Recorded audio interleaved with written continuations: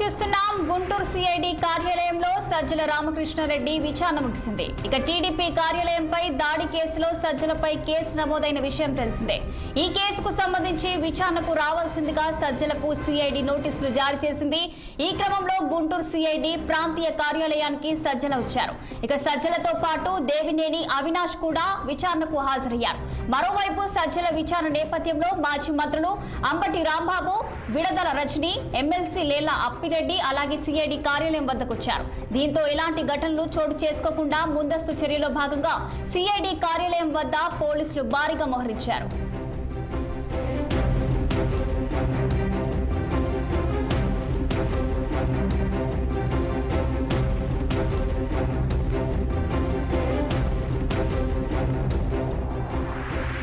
TDP కార్యాలయంపై దాడి కేసులో విచారణకు పిలిపించారని, బాధితుల గల పౌరుడిగా హాజరయ్యానని సజ్జల తెలిపారు. దాడి సమయంలో ఉప ఎన్నికల హజావుడిలో ఉన్నారని, పట్టాభి మాట్లాడిన బూతుల వల్లే దాడి జరిగిందని సజ్జల తెలిపారు. సిఐడి అధికారులు అడిగిన ప్రశ్నలకు తనకు ఏమీ తెలియదని చెప్పనన్నారు. అయితే దాడులను తాను సమర్థించడం లేదన్న ఆయన మాట్లాడే సమయంలో సమన్వయం పాటిస్తే ఇలాంటి ఘటనలు జరగవని తెలిపారు. ఇక ఎన్నికల కోడ్ అమల్లో వచ్చినప్పటి నుంచి తెదేపా నేతలు అరాచకాలు చేస్తున్నారని సజ్జల విమర్శించారు. అధికారంలోకి వచ్చాక దాడులు మరింతగా పెరిగాయన్న సజ్జల తమపై తప్పుడు కేసులు పెట్టి వేధిస్తున్నారని సర్కార్పై మండిపడ్డారు.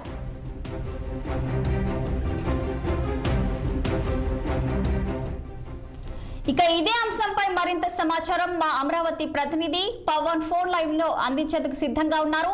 చెప్పండి పవన్, సిఐడి కార్యాలయంలో సజ్జల రామకృష్ణారెడ్డి విచారణ అయితే ముగిసింది, మరి అప్డేట్స్ ఏంటి? రచన ఏదైతే 2021 అక్టోబర్ 19వ తేదీన గుంటూరు జిల్లా మంగళగిరిలో ఉన్నటువంటి కేంద్ర తెలుగుదేశం పార్టీ కార్యాలయంపై వైసీపీ సంబంధించిన నేతలు దాడికి సంబంధించినటువంటి కేసులో అయితే మాత్రం కొన్ని కీలక మలుపులు తిరుగుతున్నాయని చెప్పాలి. ఏదైతే సిఐడి ఆఫీస్ సంబంధించినటువంటి కేసులో కూడా ఆనాడు వైఎస్ఆర్ కాంగ్రెస్ పార్టీ అధికారంలో ఉన్నటువంటి నేపథ్యంలో ప్రభుత్వ సలహాదారులుగా పనిచేస్తున్నటువంటి సజ్జల రామకృష్ణారెడ్డి, అదేవిధంగా వైసీపీ కీలక నేతగా ఉన్నటువంటి విజయవాడకు చెందిన దేవినేని అవినాష్ నేతృత్వంలోనే తెలుగుదేశం పార్టీ కేంద్ర కార్యాలయంపై దాడి జరిగినట్లుగా కూడా పోలీసులు అయితే మాత్రం భావిస్తా ఉన్నారు. మరి అందులో భాగంగానే ఈ యొక్క దాడికి సంబంధించినటువంటి కేసులో కూడా కీలకంగా వ్యవహరించారు కాబట్టి ఆ సజ్జల రామకృష్ణారెడ్డి, దేవినేని అవినాష్ ను కూడా సిఐడి అయితే మాత్రం పోలీసులు నోటీసులు ఇచ్చి మరి ఈ రోజు విచారణకు రావాలని పిలవడం కూడా జరిగింది. మరి పిలిచిన నేపథ్యంలో దేవినేని అవినాష్, అదేవిధంగా గతంలో పనిచేసిన ప్రభుత్వ సలహాదారు సజ్జల రామకృష్ణారెడ్డి ఇరువురు కూడా ఈ రోజు గుంటూరులో ఉన్నటువంటి సిఐడి కార్యాలయానికి మాత్రం అయితే రావడం జరిగింది. వచ్చినటువంటి నేపథ్యంలో కూడా ఏదైతే ఈ యొక్క కేసులో కూడా 120గా కూడా సజ్జల రామకృష్ణారెడ్డి ఉన్నారు కాబట్టి మరి దీనికి సంబంధించినటువంటి దానిపై పూర్తి స్థాయిలో కూడా సిఐడి సంబంధించినటువంటి అధికారులు దాదాపు గంటన్నర వరకు కూడా సజ్జల రామకృష్ణారెడ్డిని ప్రశ్నించి మొదటిగా సజ్జల రామకృష్ణారెడ్డిని అయితే మాత్రం సిఐడి కార్యాలయం నుంచి పంపడం అయితే మాత్రం జరిగింది.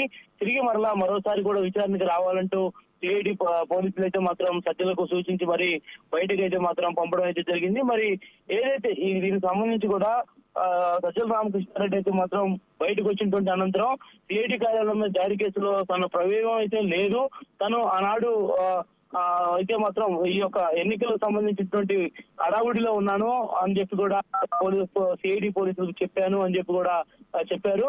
మరి గతంలో పోలీసులు తమకు ఏదైతే అంటే మంగళగిరి పోలీసులు గతంలో కూడా తనను పిలిచి విచారించినప్పుడు కూడా ఇదే సమాధానం చెప్పాను, అయినప్పటికీ కూడా తమపై అక్రమ కేసులు బనాయించి తమను ఇబ్బంది పెట్టేటువంటి ప్రయత్నం చేశారు.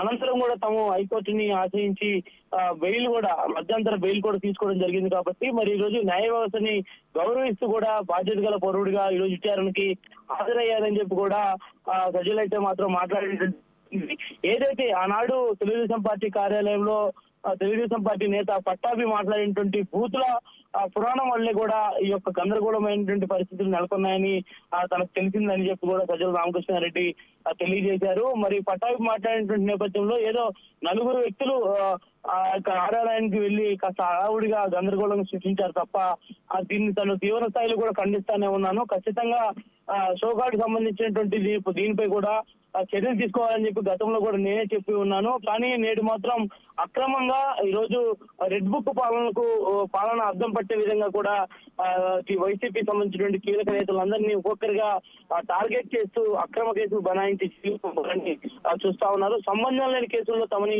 ఇరికిచ్చేటువంటి ప్రయత్నం చేస్తా ఉన్నారని చెప్పి కూడా సజ్జల రామకృష్ణారెడ్డి అయితే ప్రధానంగా ఆరోపించేటువంటి పరిస్థితి అయితే మాత్రం కల్పించింది రచన. మరోవైపు దేవినేని అవినాష్ కూడా కొద్దిసేపు క్రితమే సిఐడి కార్యాలయం నుంచి బయటకు వచ్చారు. దాదాపు దేవినేని అవినాష్ ను 3 గంటల పాటు సిఐడి అధికారులు అయితే మాత్రం గోప్యంగా లోపల విచారించేటువంటి పరిస్థితి అయితే మాత్రం కనిపించింది. మొత్తం 12 ప్రశ్నలు వేసినట్టుగా కూడా దేవినేని అవినాష్ అయితే చెప్తా ఉన్నారు. 12 ప్రశ్నలు కూడా తనకు సమాధానం చెప్పాను. ఖచ్చితంగా కూడా ఈ యొక్క కేసులో తమకు ఎలాంటి ప్రమేయం లేదు, అసలు తమకు సంబంధమే లేనటువంటి కేసులో ఎందుకు తమని ఇబ్బంది పెడుతున్నారని చెప్పి కూడా అడిగాను అంటూ దేవినేని అవినాష్ కూడా మీడియాతో మాట్లాడడం కూడా జరిగింది రచన. మరి అంతేకాకుండా దేవినేని అవినాష్ సంబంధించి కూడా ఏదైతే పార్టీ కార్యాలయం అని చెప్పి పోలీసులు అంటున్నారో, నేనైతే మాత్రం పార్టీ కార్యాలయంలో లేను, ఆ రోజు తను విజయవాడ సమీపంలో ఉన్నటువంటి గన్నవరంలో ఉన్నాను అని చెప్పి కూడా చెప్తున్నటువంటి పరిస్థితి మాత్రం కనిపిస్తా ఉంది. చీకట్లో అరెస్టులు చేయాలని చెప్పి పోలీసులు చూస్తా ఉన్నారు. చట్టం ముందు అందరూ సమానంగా నిలబెట్టాలని ఒక ఉద్దేశంతో, ఒక కుట్ర ధోరణితో ప్రభుత్వం వ్యవహరిస్తా ఉంది. రెడ్ బుక్ రాజ్యాంగానికి సంబంధించి కూడా తాము ఎదుర్కోవడానికి సంసిద్ధంగా ఉన్నామంటూ కూడా ఒక సవాల్ని విసిరే విధంగా కూడా ఈరోజు దేవినేని అవినాష్ అయితే వ్యాఖ్యలు చేశారు. మరి వ్యాఖ్యలు చేయడమే కాకుండా రాబోయే రోజుల్లో వైసీపీ నేతలను ఎంత మందిని అక్రమంగా అరెస్ట్ చేస్తే ఇది స్థాయి వరకు అరెస్ట్ చేస్తున్నా కూడా ఖచ్చితంగా ప్రజల్లోకి వెళ్తాం, ప్రజల్లో తిరిగి సమయంతో చూపిస్తామనే ఒక దాన్ని కూడా ఇప్పటికీ కూడా ఒక సవాల్ని విసురుతున్నటువంటి పరిస్థితి మాత్రం ఖచ్చితంగా కనిపిస్తా ఉంది. మళ్ళీ అధికారులు కనుక మారితే పెట్టడం ఎట్లా ఉంటుందో చూపిస్తామని చెప్పి కూడా